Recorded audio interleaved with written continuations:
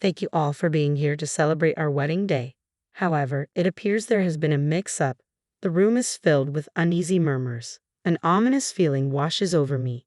To those seated over there, those who seem out of place, please excuse yourselves. You're blocking the view.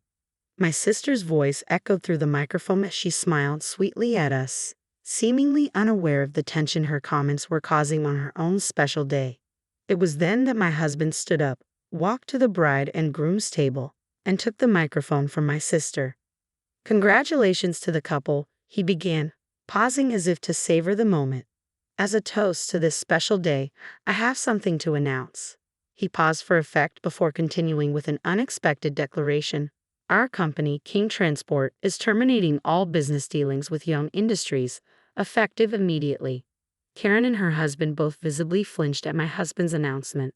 Let me introduce myself. My name is Karen. I'm 30 years old and I lived with my mother and my older sister, Kale, until I got married. I have been happily married to Ted for 5 years now.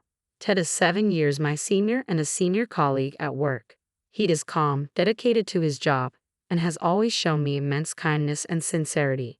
I trust him completely and was overjoyed when he proposed.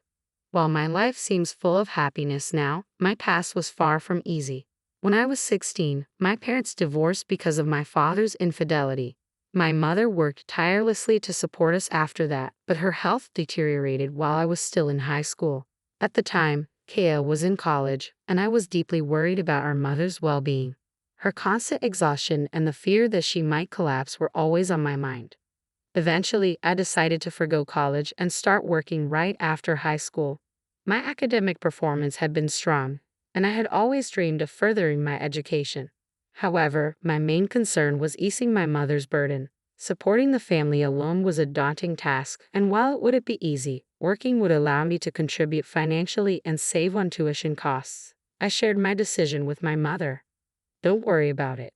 Just go to college. Your sister is going, and you want to go too, don't you? She replied. No, I'm okay. College is appealing, but I'm more concerned about you overworking yourself, Mom, I said. But you've always been so dedicated to your studies. I can't believe you'd make such a sacrifice for me, she said. Mom, this is my choice. It's not your fault. Please take care of yourself and don't push yourself too hard, I urged. With tears in her eyes, Mom responded, I'm so grateful. I'm truly sorry. Since graduating high school, I've been focused on job hunting. With just a high school diploma, finding a suitable job proved to be quite challenging. However, my persistence paid off when a company saw my potential. I started working at King Transport, and I clearly remember the president's words during my interview. We value enthusiasm and character above all. We have high expectations for you. Meanwhile, my sister Kiara, who had gone to college, was immersing herself in student life and seemed to be evolving with each passing day. Mom, I won't be home for dinner tonight, and I won't be back until morning, she would announce, often staying out until dawn.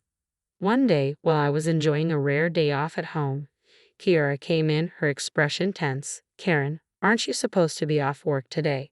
Could you please leave the house? She asked sharply. I'm off, but what's going on? I responded, puzzled. My boyfriend is coming over today. He's very intelligent, and I prefer he doesn't find out that I have a sister who only graduated from high school. I was taken aback by her words, my shock momentarily overshadowing my anger. Mom and I had struggled to afford her college tuition, working tirelessly to make ends meet. Meanwhile, my sister seemed to be dismissing my own achievements and insulting me for not having a college degree. My frustration bubbled up, but I knew arguing wouldn't change her perspective. All right, I'll leave the house for today, I said, trying to keep my composure and reminding myself that this was the path I had chosen. Afterwards, my sister began dating only attractive, well-educated men and lived a glamorous life focused on status and appearances. The sister I once knew, beautiful, popular, and charming, had changed. She seemed to be a different person altogether, flaunting her new relationships and belittling me for my lack of higher education. Each new boyfriend she introduced was a subject of bragging, and she increasingly mocked me as an uneducated and foolish woman. What motivated me was my clear goal of achieving independence for my mother. The support of my colleagues at work was also crucial. Initially, I felt like an outsider, a young female driver in a male-dominated transport company. I was an anomaly, and most of the female employees who were part-time workers or housewives kept their distance. Over time, however, their attitudes began to change. I was curious about why this shift occurred without any special effort on my part until one colleague approached me and said, "At first, we were a bit wary. We weren't sure what to expect." I laughed and shook my head. "Wary? Really?" He continued, "I know how hard you work and what a great person you are. Everyone here feels the same way. You've been doing an excellent job." That colleague is now my husband. His support has been a constant in my life. Eventually, our relationship blossomed into romance, and we got married. My sister, who had already graduated from college and moved away, was out of touch until a tragic event brought her back into my life. After my mother passed away suddenly from a myocardial infarction, my sister, relieved of her responsibilities, took charge of the funeral arrangements.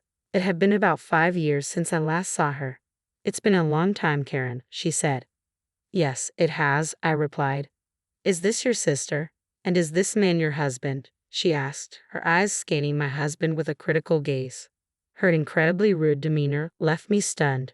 "Nice to meet you, Kiara. I'm Ted, Karen's husband. Please accept my deepest condolences," he said with genuine politeness. "What? Just a worthless man," she shot back dismissively. "Why would you say something so rude?" I demanded. "Be quiet. I heard you married an older man. Just some old guy, right?" "He's a very distinguished person," I countered. "And what does he do?" she asked, her tone as sharp as ever.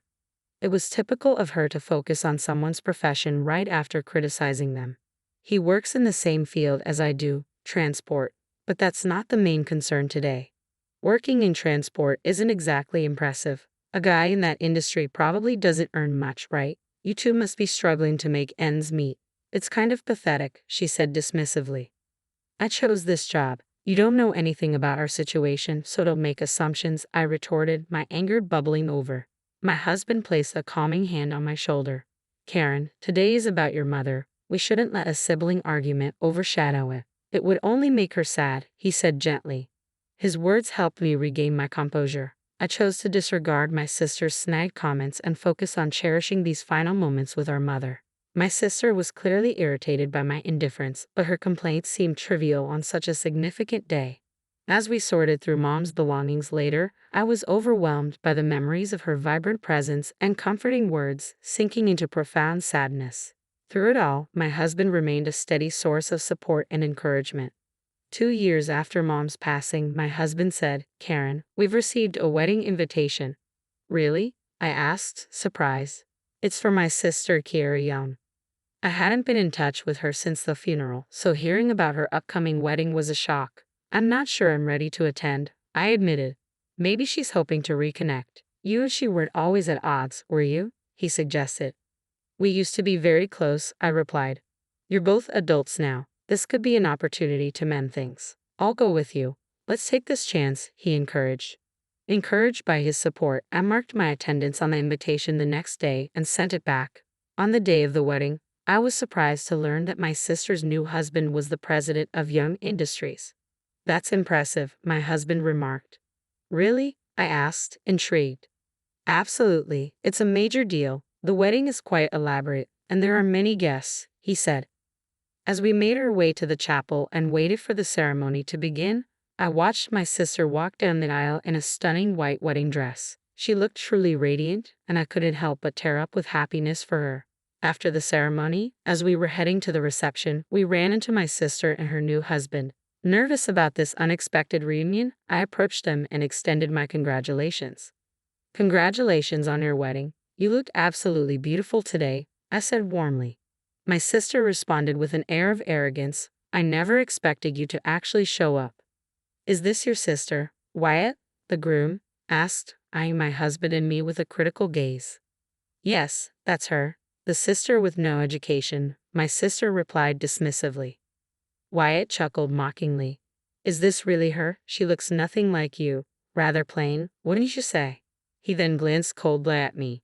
"And her husband seems like just another average guy. They probably settled for each other," he added with a sneer. "Stop right there. It was the same at the funeral, but this is too much. Leave my husband out of this," I shot back, anger flaring. How pathetic. A high school graduate like you showing up here is such an inconvenience. Just leave, my sister snapped, her words dripping with disdain. If I'm such a bother, why invite me at all? My husband is a president, and I just wanted to celebrate our beautiful wedding with a grand affair. Meanwhile, you're stuck with a lackluster husband and a dull life. It must be frustrating for you, I replied. I just wanted to see that look of frustration on your face. It's awful that your husband came too. How cruel. Anyway, we're off to change outfits, so you high school graduates can leave now, she said with a sneer. With that, the couple walked away. Anger surged within me. I had worked so hard for my mother and sister, hoping to reconcile one day. To be insulted, along with my husband and my work, was unforgivable. Trembling with rage, my husband placed a comforting hand on my shoulder. Ted, it's all right, he said soothingly. Karen, you're amazing. Education doesn't define your worth. Your sister, who can't see that, is truly blind. But she insulted you and my work as well, I said, still upset. I can forgive her. Don't worry about it, I'll handle this, Ted said with a smile, though his eyes betrayed his deep anger. We made our way to the reception hall. When my sister and her husband reappeared in their new outfits, they looked displeased to see me still there. I remained calm and faced them as the reception began. During her speech, my sister made a shocking announcement. Thank you all for coming. However, it seems someone has mistakenly joined us. A murmur spread through the room. I felt a foreboding sense that something awful was about to happen. Those people sitting there, with their lack of education and unrefined appearance, do not belong in this beautiful celebration. Please leave, she declared into the microphone. I was stunned by her audacity, not expecting such rudeness at her own wedding. It was baffling how someone with such behavior could navigate social circles. My sister seemed completely unaware of the uncomfortable atmosphere she had created. Overcome with anger, I fixed her with a hard stare and said, "Can you hear me? Leave now." That's when my husband stood up and started walking toward the front. "What are you planning to do? Don't come over here," my sister protested. "Just go home," her husband added, clearly displeased with the interruption. Despite their objections, Ted pressed on, took the microphone, and addressed the guests. "Today, I want to extend my heartfelt congratulations to the newlyweds. However, there's something I need to address," he said firmly. "Who is this man?" someone whispered. "Effective immediately, we will be terminating our contract with Young Industries," Ted declared, his voice steady and resolute. My sister gasped in shock at Ted's announcement. One of Wyatt's relatives, visibly startled, stood up and asked, "Are you the president of King Transport?" The question came from Wyatt's father, who had handed over Young Industries to Wyatt 2 years earlier. My sister looked bewildered, unable to grasp the unfolding situation. "It's been a while, Mr. Young," she stammered. "Yes, I am the president of King Transport, and this is my wife, Karen, the executive director," Ted confirmed. At that, Wyatt's guests, clearly affiliates of Young Industries, became visibly agitated. "Is this really happening? What does this mean? The president of King Transport? Karen is the executive director? This is unbelievable." As you heard earlier, the bride and groom made derogatory remarks about us, calling us uneducated and unsightly. In light of their wishes, we are terminating our contract with the groom's company and will no longer do business with them, my husband stated calmly. Wyatt's father turned pale, his face losing all color. Within moments, he flushed with anger and shouted, "Apologize to them right now."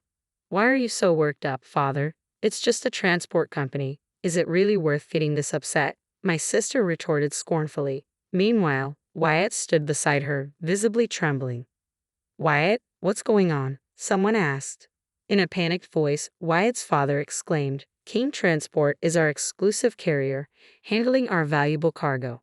"What?" My sister's face drained of color as the realization hit. "The president of King Transport is your husband.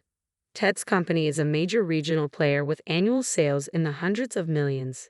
Since he hired me, I've dedicated myself to my work, driving reforms and incorporating on-site feedback. This hard work led to my promotion to executive director last year, thanks to strong recommendations from our team. If we cut ties with them, our products won't reach our customers starting tomorrow. This could severely damage our company's reputation and lead to significant financial losses."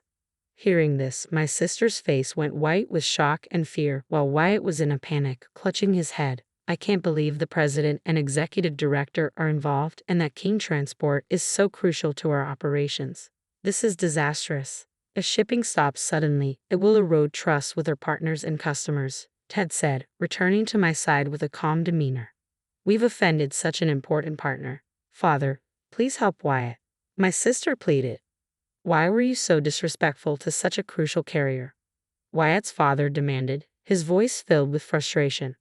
This mess is a result of your poor handling, Ted said, his tone firm. Wyatt, looking like a child in distress, turned to his father for help. His father grabbed him by the collar and dragged him to us, forcing him to apologize. We sincerely apologize. Please, could you overlook this incident just this once? Wyatt and his father both bowed their heads in earnest, pleading, I am truly sorry. Please forgive us. Ted glanced at me, silently asking for guidance. I met his gaze and said calmly, we cannot overlook this. Please confirm the necessary actions with headquarters tomorrow. Wyatt's guests gasped in shock at the direct announcement.